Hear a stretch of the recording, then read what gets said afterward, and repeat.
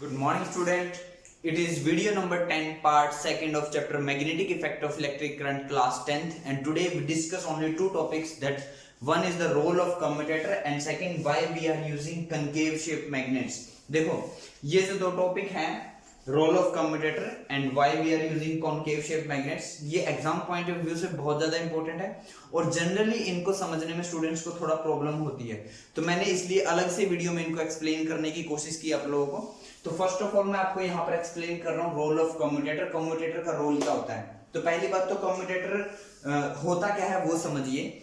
आप एक पूरी सर्कुलर रिंग लीजिए, ठीक है, आप एक फुल जो है सर्कुलर रिंग लीजिए और उसको बीच में से कट कर दो, तो ये दो पार्ट बन गए, दो हाफ पार्ट हो गए। ये दो हाफ स्प्लिट रिंग्स हैं, ये दो हाफ स्प्लिट रिंग्स हैं, ये लगी हुई है रेड कलर में R1 और R2 के नाम से।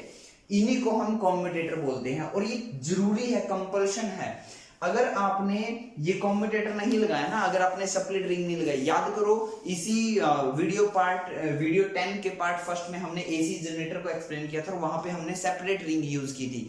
सेपरेट रिंग्स पूरी दो अलग अलग रिंग हमने यूज की थी, आपको याद होगा अच्छे से। बट यहाँ पे एक ही रिंग के दो हाफ पार्ट है। जैसे आप एक पाइप लो, एक पाइप लेकर आप गोल पाइप लो, उसको बीच में से कट कर दो, तो वो दो पोर्शन जो आपके पास आएंगे वो दो स्प्लिट रिंग है, उन्हीं को हम क्या बोलते हैं, कम्यूटेटर।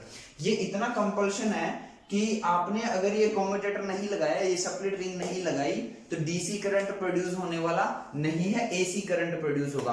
तो ये बहुत जरूरी है कि जब हम डीसी की बात करते हैं, फिर चाहे वो डीसी मोटर हो चाहे वो डीसी जनरेटर हो, हमें कौन सा लगाना है, स्प्लिट रिंग या फिर कम्यूटेटर। और अगर हमें एसी चाहिए, मतलब हमें एसी जनरेटर बनाना, डायग्राम बनाना है, या एसी मोटर का डायग्राम बनाना है, तो 100% हमें सेपरेट रिंग लगानी होगी। तो थंब रूल है, याद रखना, अगर आपको डीसी जनरेटर या डीसी मोटर का डायग्राम बनाना है तो आपको क्या बनाना पड़ेगा, कम्यूटेटर। कम्यूटेटर मतलब स्प्लिट रिंग्स, समझ रहे हो। और अगर आपको एसी जनरेटर या एसी मोटर बनाना है तो आपको दो फुल सेपरेट रिंग लगानी पड़ेगी। तो मैं यहाँ पर कम्यूटेटर का आपको रोल एक्सप्लेन कर रहा हूँ। कम्यूटेटर क्या करता है एक्चुअली में, स्टार्टिंग में ये दोनों मिलकर रिंग्स कम्यूटेटर है, R1 और R2, और ये आर्मेचर रोटेटिंग है, तो ये जो रिंग्स हैं ये भी रोटेटिंग है। बट ये जो ब्रशेस हैं ये फिक्स्ड है अपनी जगह पर, ये मूव नहीं करती, ये रोटेट नहीं करती। कम्यूटेटर रोटेट करता है, जो ये रिंग्स हैं ये रोटेट करती हैं। तो स्टार्टिंग में क्या होता है कि R1 जो है B1 के साथ कनेक्ट होता है और R2 जो है वो B2 के साथ कनेक्ट होता है। बट जब ये आर्मेचर 180 डिग्री रोटेट कर जाता है, तो 180 डिग्री रोटेशन के बाद सिचुएशन क्या होगी, आप खुद सोच के देखो। देखो ये रिंग्स थी ना, ये ऐसे घूम जाएंगी और R1 की जगह क्या आ जाएगा, R2, और R2 की जगह क्या चला जाएगा, R1। यानी ये दोनों रिंग्स आपस में अपनी पोजीशन को इंटरचेंज कर लेती हैं।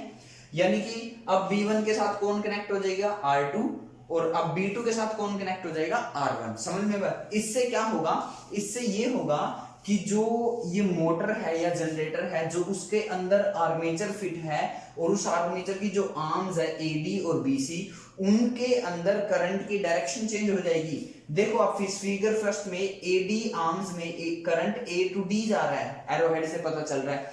और अब देखो यहाँ पर AD में कहाँ करंट जा रहा है, D to A, तो करंट की डायरेक्शन चेंज हुई ना। और BC में देखो फर्स्ट कहाँ करंट जा रहा था, C to B, और अब जा रहा है BC में B to C, तो करंट की डायरेक्शन चेंज हुई ना।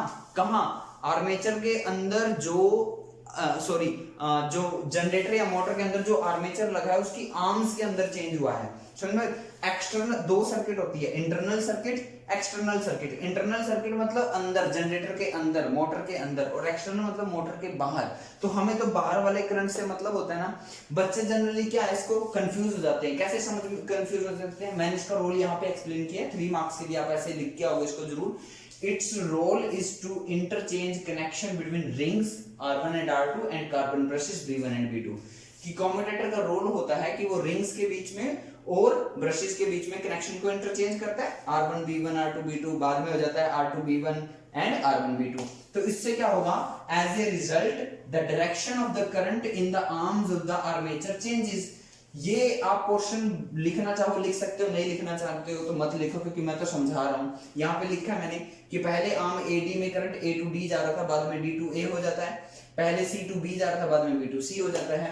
Hence direct current is produced in the external circuit. अब बच्चे कहते हैं डायरेक्ट करंट होता है जो अपनी पोलैरिटी को चेंज ना करे, जो अपनी डायरेक्शन को चेंज ना करे, जबकि इसमें यहाँ पर मेंशन है the direction of the current in the arms of the armature changes, और डायरेक्शन चेंज हो रही है तो फिर वो डायरेक्ट करंट कैसे हुआ?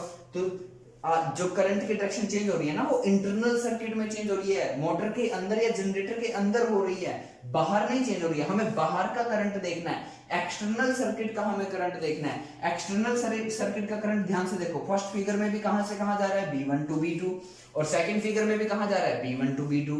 गैल्वेनोमीटर की डिफ्लेक्शन अभी भी इसी साइड है और अब भी इस साइड है, तो हम बाहर वाले करंट को देख के डिसाइड करते हैं कि करंट डीसी है कि एसी है। समझ में आई बात? अगर बाहर का करंट में डायरेक्शन चेंज होता कि पहले फिगर में तो गया B1 to B2, second figure में जाता B2 टू B1, तो ये एसी होता, लेकिन अब जा रहा है ये B1 से B2 फर्स्ट फिगर में और सेकंड फिगर में भी B1 से B2, तो ये डीसी हुआ।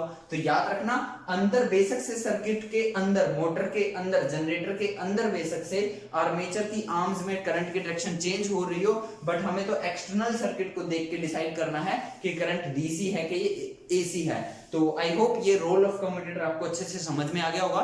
तो जल्दी से वीडियो को पॉज करो, स्क्रीनशॉट लो, नोटबुक में नोट करो, फिर मैं आपको कनकेव शेप मैग्नेट क्यों यूज किया उसका रीजन आपको एक्सप्लेन करता हूं।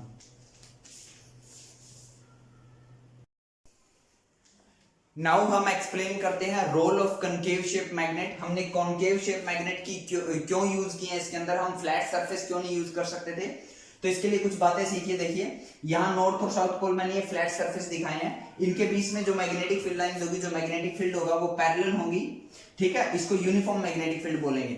बट अगर ये कॉनकेव शेप मैग्नेट्स होंगी तो देखो मैग्नेटिक फील्ड लाइन सेंटर वाली तो स्ट्रेट लाइन होगी, बट जैसे जैसे हम मैग्नेट के एंड की तरफ जाएंगे वैसे वैसे मैग्नेटिक फील्ड लाइंस कर्व्ड होती चली जाएंगी। ऐसे मैग्नेटिक फील्ड को रेडियल मैग्नेटिक फील्ड बोलते हैं। ये आपको इस फिगर में भी नजर आ रहा होगा, ये इस फिगर में भी नजर आ रहा होगा। अगर मोर एप्रोप्रिएटली हम इसको बनाते हैं तो ये ऐसा फिगर हमें नजर आएगा।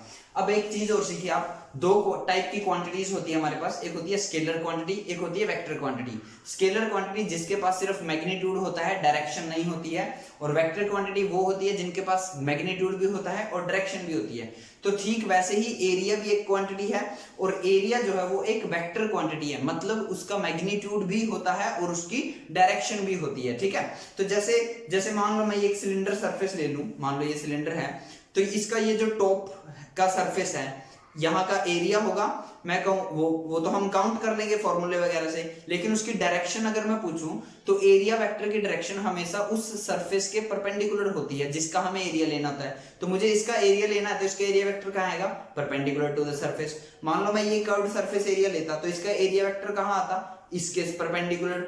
अगर मैं ये एरिया वेक्टर लेना चाहता, ये एरिया काउंट करूं तो इस सरफेस के परपेंडिकुलर कहां आएगा, एरिया वेक्टर इस साइड। तो यानी कि एरिया वेक्टर की डायरेक्शन क्या होती है, एरिया वेक्टर की डायरेक्शन हमेशा परपेंडिकुलर टू द सरफेस होती है। समझ में बात? तो अब यहाँ पे देखो ये हमारा जो है आर्मेचर है, तो मैंने इसकी हेल्प ली आपको ये समझाने के लिए। ये जो है ये जो पोर्शन नजर आपको, ये आर्मेचर है। क्या है ये, आर्मेचर। और ये जो है ये इसका एरिया वेक्टर है, ये इसका क्या है, एरिया वेक्टर। अब टॉर्क का जो फार्मूला होता है जिसकी हेल्प से वो आर्मेचर बीच में रोटेट करता है, उसका फार्मूला होता है NIAB sin थीटा। एन यहाँ पर नंबर ऑफ टर्न्स है जो फिक्स है, क्योंकि आपने एक बार जो जनरेटर या मोटर बनाना था तो उसके अंदर आपने एक armature fix number of turns लेकर फिट कर दिया है, वो तो चेंज नहीं हो सकता। सो एन फिक्स्ड हो गया। आपको सेल या बैटरी जो लगानी थी वो लगा दी, जिसकी हेल्प से एक उसमें कांस्टेंट करंट फ्लो होना शुरू हो गया। अगर आप बैटरी या सेल को चेंज नहीं करोगे तो करंट भी चेंज नहीं होगा, यानी एन भी फिक्स्ड हो गया, आई भी फिक्स्ड हो गया। आपने जो एरिया लेना था आर्मेचर का वो भी ले लिया, फिक्स हो चुका है, तो एरिया भी फिक्स्ड है। आपने ये जो पोल्स इसके अंदर फिट करनी थी वो भी फिट कर चुके हो, तो मैग्नेटिक फील्ड भी फिक्स है। बच गया क्या, ये एंगल। अब ये जो एंगल है ये किस किस के बीच में है, ये एंगल एरिया वेक्टर और मैग्नेटिक फील्ड के बीच में है।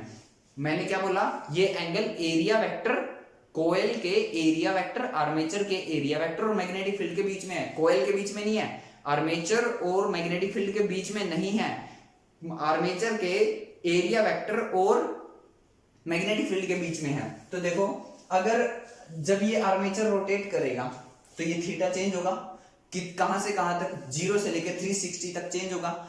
अगर ये 0 से 360 तक चेंज होगा तो साइन थीटा की भी वैल्यू 0 से 360 के बीच में चेंज होगी। अगर इस साइन थीटा की वैल्यू 0 से 360 के बीच में चेंज होगी तो ध्यान से देखो इस फॉर्मूले में ये सारी क्वांटिटी आपस में मल्टीप्लाई है, तो अगर ये चेंज हो रहा है कॉन्टिन्यूअसली हर सेकेंड तो ये टॉर्क की वैल्यू कॉन्स्टेंटली चेंज होगी। अगर ये चेंज होगी तो वो जो रोटेट कर रहा है डिवाइस उसकी भी स्पीड चेंज होगी, कभी कम कभी ज्यादा, क्योंकि 0 से 360 के बीच में साइन थीटा की वैल्यू कभी ज्यादा भी आएगी कभी कम भी आएगी। बट आपके घर में जो रोटेटिंग डिवाइस है क्या वो ऐसा करते हैं? क्या वो ऐसे कम या ज्यादा स्पीड के साथ मूव करते हैं? नहीं, वो हमेशा एक जैसी स्पीड के साथ ही मूव करते हैं अनलेस कि हम उसको चेंज ना करें। यस, तो हमारा टारगेट ये है कि NIAB फिक्स है, बस अगर ये थीटा भी फिक्स हो जाए तो हमारा टॉर्क फिक्स हो जाएगा, और टॉर्क फिक्स हो जाएगा तो वो जो रोटेटिंग डिवाइस है वो फिक्स्ड स्पीड के साथ रोटेट करेगा। और जो साइन थीटा की अगर आप वैल्यू देखोगे 0 से 360 के बीच में वो 90 पर ही मैक्सिमम होती है। किस पर मैक्सिमम होती है? जब साइन की वैल्यू 90 डिग्री होती है। ये जो एंगल 90 डिग्री होता है किस किस के बीच में? आर्मेचर के एरिया वेक्टर के बीच में और मैग्नेटिक फील्ड में, तभी इसकी मैक्सिमम वैल्यू होती है। इसके अलावा आप कोई भी एंगल लो उस 90 से तो कम ही आएगी। तो अब अगर देखो मान लो ये स्टार्टिंग में ऐसे है, आर्मेचर जब ऐसे है तो देखो ये हो गया आर्मेचर कॉइल, ये हो गया उसका एरिया वेक्टर, और ये देखो मैग्नेटिक फील्ड नजर आ रही है। तो देखो मैग्नेटिक फील्ड ऐसे, एरिया वेक्टर ऐसे, एंगल कितना हो गया 90 डिग्री, और साइन 90 की मैक्सिमम वैल्यू क्या होती है 1। ठीक है, अब थोड़ी देर बाद ये घूम के ऐसे हो जाएगा ना। अब अगर ये फील्ड होती हमारे पास, देखो ये फील्ड होती तो क्या होता? ये ऐसे आता तो ये देखो एरिया वेक्टर और ये रहा मैग्नेटिक फील्ड, तो इनके बीच में एंगल 90 नहीं है, कुछ और हो चुका है, कुछ और हो गया है, तो ये वैल्यू चेंज हो जाएगी, ये वैल्यू चेंज होगी तो टॉर्क चेंज होगा। बट इसमें देखिए क्या हुआ, जब ये ऐसे आया रोटेट करके तो ध्यान से देखो ये मैग्नेटिक फील्ड आपको नजर आ रही होगी, देखो ये मैग्नेटिक फील्ड ऐसे, एरिया वेक्टर ऐसे, एंगल 90 डिग्री, फिर से सेम, जब ये घूमकर ऐसे आएगी तो देखो अब कोई ना कोई फील्ड हमें ऐसी मिल जाएगी जरूर, क्योंकि रेडियल मैग्नेटिक फील्ड है जो रेडियस से निकलती है, और एरिया वेक्टर ऐसे तो फिर से परपेंडिकुलर। जब ये रोटेट करके ऐसे आएगी तो देखो ये रहा मैग्नेटिक फील्ड ऐसे और ये रहा एरिया वेक्टर। तो हर सिचुएशन में आर्मेचर 0 से 360 कितना मर्जी घूम ले, एंगल तो फिक्स रहने वाला है 90 डिग्री, और अगर हमने ये एंगल फिक्स कर दिया तो टॉर्क फिक्स हो जाएगा। तो कॉन्टिन्यूअस एक जैसी स्पीड, मैक्सिमम स्पीड अचीव करने के लिए ही हम कॉन्केव शेप मैग्नेट यूज करते हैं। यही हमने यहां पर लिखा है, role of concave shape magnets, they are used to provide radial magnetic field so that the angle between area vector of the coil and magnetic field always remain 90 degree. Hence sin angle always remain fixed at its maximum value, जो मैंने bracket में लिखी भी है, कितनी है? Sine theta की maximum value 1 पर होती है, और जो कब होती है? जब एंगल 90 डिग्री होता है। Hence torque is always fixed and maximum, and we get continuous rotation of armature with maximum speed. तो ये बात याद रखना, ये एंगल किस किस के बीच में है? Between area vector of coil and magnetic field, और दूसरा साइन थीटा की मैक्सिमम वैल्यू कितनी होती है? मैक्सिमम 1 होती है, और वो कब होती है? जब एंगल 90 डिग्री होता है। तो आई होप आपको ये अब समझ में आ गया होगा। तो आज के इस वीडियो में इतना ही, जल्दी से वीडियो को पॉज करो, नोट करो। आज की वीडियो में इतना ही, थैंक यू।